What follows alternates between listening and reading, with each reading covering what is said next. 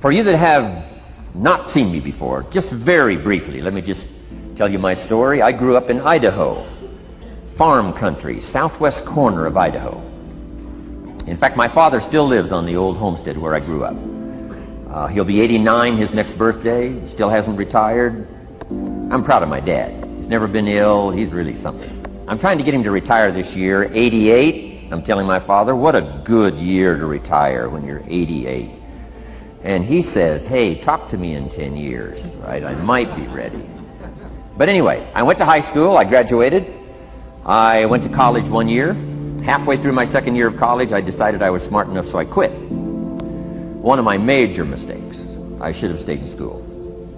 But I thought, heck, I'm smart enough to get a job. That's what life's all about, right? Get a job, pay your bills, work hard, stay out of trouble, keep your fingers crossed, hope for the best.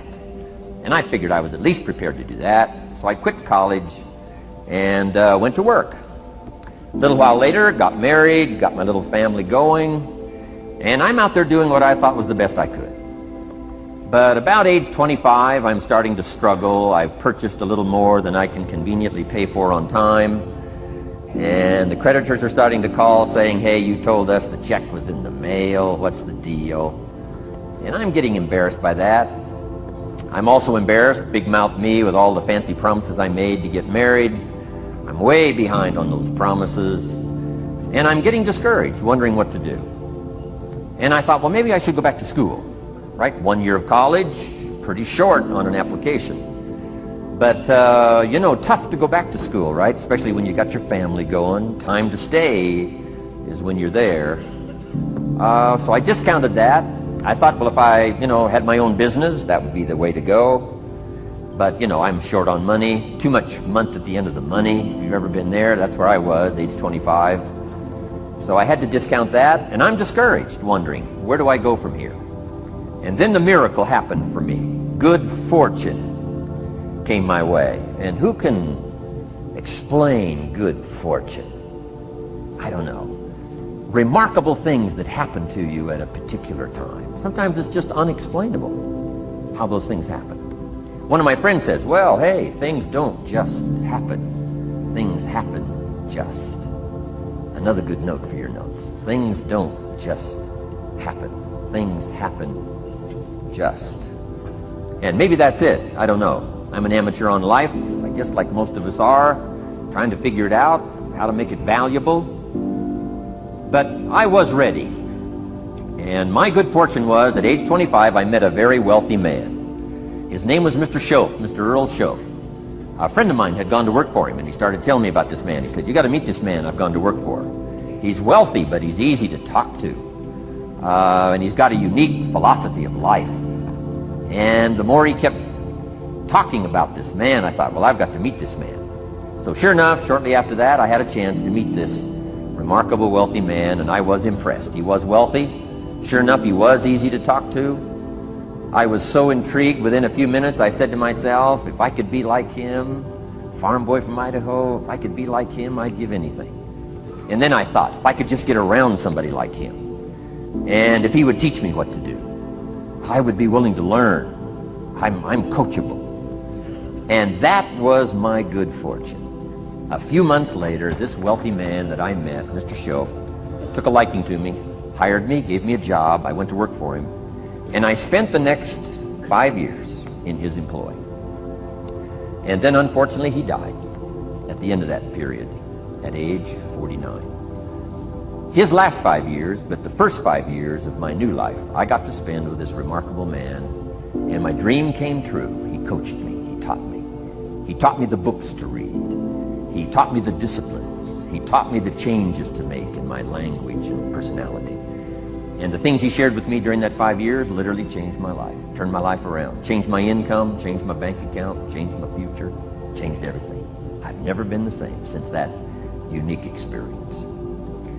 And I wish he was still alive today, Mr. Schoaf. I'm sure if he was alive today, especially after this seminar, Idaho farm boy makes it to Dallas-Fort Worth, full house, standing room only.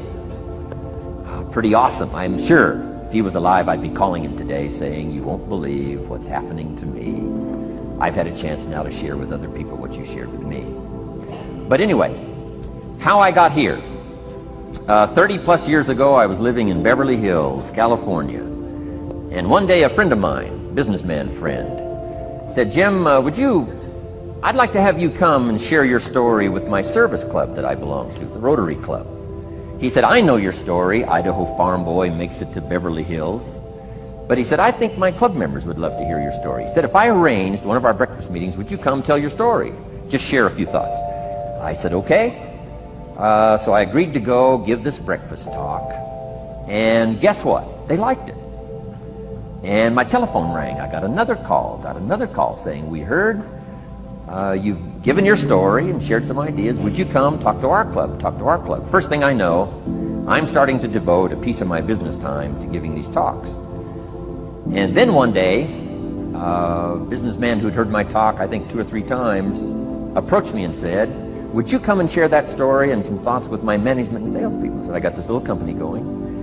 And he said, if you'd come tell your story to my organization, he said, I'd be happy to pay you. And I thought, wow, wouldn't that be something? So I agreed to go do it, and I got paid. Little did I know, another fortune was waiting for me to translate my ideas into talks and speeches and seminars. Now I've written some books. It's on cassette tape. Now I get to travel around the world. Last year I was in Japan, Israel, Spain, Mexico, Australia, New Zealand, France, Germany, Canada, and now Dallas, Fort Worth. So. Idaho farm boy gets to travel around the world and share his story, and here I am today. Anyway, it's almost too much for me to comprehend from where I started, raised in obscurity, in a little small farm community, and now to be here today is pretty awesome for me. So anyway, that's just a little bit about my story. My story is probably more intriguing for me than it is for you, but I wanted to hear it again, so I thought I would just, bore you with it. Anyway, I don't ask you to be impressed today. I'm the one that's impressed from where I came from to have a chance. But that's the American dream, right? Come true. Chance to start from scratch, start from obscurity, start with pennies, start with nothing, and have a chance to transform your life, change your life, set your goals, and see what you can accomplish. So anyway, that's how I got here, and I'm just delighted that this day has arrived, and I truly want to make it valuable for you. Let's go to work. Here's what I hope you'll find out of this seminar today, for your notes. Here's what I hope you'll find. Number 1, sincerity. Above all else today, I hope you'll find me sincere. Best place for people to start to communicate is sincerity on both sides. I'm sure you're sincere or you wouldn't be here today, right? To spend this kind of money, to spend this kind of time, roll up your sleeves today, go to work like I am, and get this message. You've got to be sincere. So I assume you're sincere. Now I want you to see me sincere. But I've got a good note for you to make. Sincerity is not a test of truth. Important note to make. Sincerity is not a test of truth. We must not make the mistake of saying, he must be right, he's so sincere. That would be a mistake. And here's why. It's possible to be sincerely wrong. So we don't mistake sincerity for truth, right? Sincerity is only a test of sincerity. Truth has to yet be tested by truth, okay? But hopefully you will find me sincere and truthful. Next, a combination of things I hope you'll find here today. Ideas plus inspiration. Ideas plus inspiration. Ideas, business ideas and social ideas and personal ideas. We all need ideas. Right? How to have a good day ideas, how to have a good year ideas, how to have your best year ever ideas, good health ideas, personal relationship ideas, how to deal with your family ideas, sales management ideas, financial freedom for the future ideas. We all need good ideas. So today I hope you gather up by notes and by what you can remember a lot of ideas. I want to share as many with you as I possibly can in the time constraints we have. Today is going to go very rapidly. I used to think a day like this was a long day. Found out it's a pretty short day. But I'm going to go as fast as I can. share with you as many ideas as I possibly can. And here's why. Ideas can be life-changing. Ideas can be life-changing. And sometimes all you need is just one more in a series of good ideas. It's like dialing the numbers into the lock, right? You got 5 or 6 numbers dialed into the lock. The lock still won't come open, but you don't need 5 or 6 more numbers. Maybe you just need one more. And maybe a seminar like this could do it. A sermon could do it. The lyrics from a song could do it. The dialogue from a movie could do it. Conversation with a friend might do it. That one last piece you need, number. Dial it into the lock, that's it. The lock comes open, there's the door for you to walk through. And maybe this seminar today could furnish that for you. One more idea. I know you've come with a lot already. Sometimes we get the impression, I used to have that I only had this much going for me and I needed this much. Usually not true. And I'm sure not true of this audience, where I find you today, as well dressed as you look today. You know, as fine as you are sitting here today, it isn't that, you know, you've got this much going for you and you need this much. I would assume you've got this much going for you and maybe all you need is just a few more thoughts, ideas, to furnish you some ways and means to turn your life into the dream you want it to be. So, ideas. The seminar is going to be loaded with ideas. I want you to take good notes. But here's what else I hope you'll find here today, and that is inspiration. And who knows the mystery of inspiration? Why some people are inspired and some are not? You were inspired to get here, some were not. Who knows the mystery of that? I don't know. How come you made it? The rest of them didn't make it. We don't know what that mystery is. Some people turned it down. Some people said it costs too much. Some people said it's going to take too much time. Some people are too busy. Right? A lot of different excuses why some are inspired to take advantage of something that comes to town. Others pass it up. We don't know the mystery to that. Here's what I call it. Mysteries of the mind. And I just leave it at that. Some things I don't try to figure out. I take the simple approach now. Right?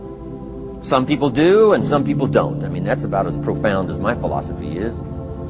Some buy and some don't buy. Some go for it and some don't. Some change and some don't. And if you've been around for a while, you can usually work out the numbers, right? Out of 10, 3 do, 7 don't. Whatever business you're involved in, pretty soon you got this ratio going. The ones that do, the ones that don't. You say, well, why don't the ones that don't, how come they don't? We don't know. I just leave it as a mystery. I used to try to understand all that. I just take the simple approach now. The guy says, this happens to me, this happens to me, this goes wrong for me, and all this stuff goes wrong for me. How come all this stuff happens to me? I say, I don't know, it beats me. The best I've been able to figure out is those kind of things always happen to people like you. I mean, right? That's the best I got. I don't know. I'm an amateur on this stuff. What do I know? So, just take the simple approach, right? That's how it is. Who knows? Interesting story says, the day the Christian church was started. Now, I'm an amateur on the Bible, but best account I can remember, the day the Christian church was started, a magnificent sermon was preached. Great presentation. And if you're a student at all of good communication, it was one of the classic presentations of all times. The sermon, the first day Christian church was started. And it said this sermon, this presentation was given to a multitude, meaning a lot of people. But it was interesting, as the account gives us, the record, it says when the sermon was finished, there was a variety of reaction to the same sermon. Isn't that fascinating? I find it fascinating. It said some that heard this presentation were perplexed. And I read the presentation, sounded pretty straightforward to me. He said, why would somebody be perplexed with a good, sincere, straightforward presentation? Best answer I've got. They are the perplexed. I mean, what other explanation is there? It doesn't matter who's preaching. Right? It said some that heard this presentation mocked and laughed, made fun of the presentation. I thought, hey, this looks pretty sincere to me. If you give a sincere, honest presentation, why would somebody mock and laugh? Easy explanation. They are the mockers and the laughers. What else would you expect them to do? Right? I used to try to straighten all that out. Say, well, they shouldn't do that. I don't do that anymore. I've got peace of mind now. I can sleep like a baby, not try to straighten all this stuff out. I used to be so naive. I used to say, well, liars shouldn't lie. See, how naive can you be? Of course they're supposed to lie. That's why we call them liars. They lie. They lie. Well, I don't straighten this stuff out anymore. Anyway, it said some that heard this magnificent presentation didn't know what was going on. And they're usually easy to spot. They're usually saying, what's going on, right? I mean, they don't know what's going on. But interesting, right? A variety of reaction to the same sincere, honest presentation. Now, it also says, in wrapping it up, some that heard the presentation believed. And I think that's who the speaker was looking for, the believers. Interesting. Now, it said the number of believers was about 3,000. So, pretty good first day. 3,000. I've had some first days, but I never had 3,000. But anyway, 3,000 were believers. And that's, the speaker was looking for the believers out of this multitude. And that's about as close as we can come to understanding the mystery. Some believe, and some mock, and some laugh, and some are perplexed, and some don't know what's going on. And you just have to leave it that way. Why? Because that's the way it's going to be. The way to be brilliant is to find out how it's going to be and then say, here's how it should be. I mean, that's how you become brilliant. So, anyway, who knows the mystery? I call it mysteries of the mind. We don't understand. But I don't try to change it anymore. On this particular story, as far as we know, they didn't have classes after the presentation to try to de-perplex the perplexed. I mean, as far as we know, they left them perplexed. They left the mockers mocking. They let the laughers laugh. I mean, they didn't come back and try to straighten all this out. You say, well, how can you build a church? Well, make another presentation, and you'll get some believers and some mockers and some laughers and some who don't know what's going on. So that's about the best we can do. So, but I'm glad I've got the believers here today. You believed enough to shell out your cash and part with your time and some of your effort and energy, and I appreciate that. So, hopefully you'll find some inspiration here today. All right? To get the most out of today, a couple more notes. Number one, be thankful. That's a good way to capture the most of a day like this. Be thankful for what you already have. That shouldn't be any problem in America, being thankful. Everything we need is available in America. Everybody wants to come here, right? The last time I was here, that little presentation I gave, everybody wants to come here, America. People haven't plotted and schemed the last 40 years saying if I could just get to Poland, everything would be okay. No, everybody wants to come to America. Why? Everything's available here. All the books you need, all the sermons you need, all the churches you need, all the schools you need, all the instruction you need, all the inspiration you need, all the capital you need, all the markets you need, all the challenge you need, all the information you need, all the seminars you need. Everything's available here. This is America. So number one, let's be thankful for what we already have. Thanksgiving does this. Opens up the doors, opens up the windows, opens up the channels. Thanksgiving for what you already have. I did a seminar one weekend up at the ranch up at Clear Lake. Got a lodge up there. Nice setting, high valley, high serenity ranch. For the weekend, Friday evening, Saturday, Sunday. People drove in from around California. I got there late Friday afternoon. Everybody had pretty well already gotten there. I couldn't believe the parking lot. Continentals and Eldorados and Mercedes and Cadillacs. Unbelievable. Ferrari, one Rolls Royce. Unbelievable. I walked in, good-looking crowd about like this, sitting there ready for the weekend seminar. My opening remarks were, ladies and gentlemen, I think the rest of the world would find it strange that we have all come here this weekend to try to figure out how to do better. I think the rest of the world would say, I don't understand. Guy in his Rolls Royce saying, I got to get to the seminar, find out how to get another one of these Rolls Royces. Unbelievable. Anyway, let's be thankful. Here's what locks up the doors and the channels to receive more. Cynicism. That locks you away. That prevents you from learning more. Being a cynic about the past and the future. A cynic about the marketplace. Cynical about the people. Cynical about the institutions, cynical about the setup, cynical about yourself, cynical about your chances. See, that locks away all the chance for stuff to flow your way. So, good advice, I think, today. Start off, be thankful. Here's number two, listen well. That's going to be a challenge today. I understand that. It seems like most of our life is still going on outside these four walls, right? Most of our life seems like it's all, continuing out there. Family and business and associates, and market, and economy, and whatever else is happening in the midst of your life.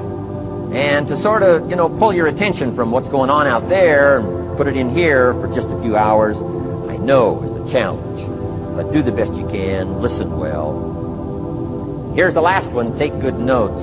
Be a good student today, take some good notes. I've not come to entertain you. As you can tell by my opening joke, right? I would not make it in Las Vegas.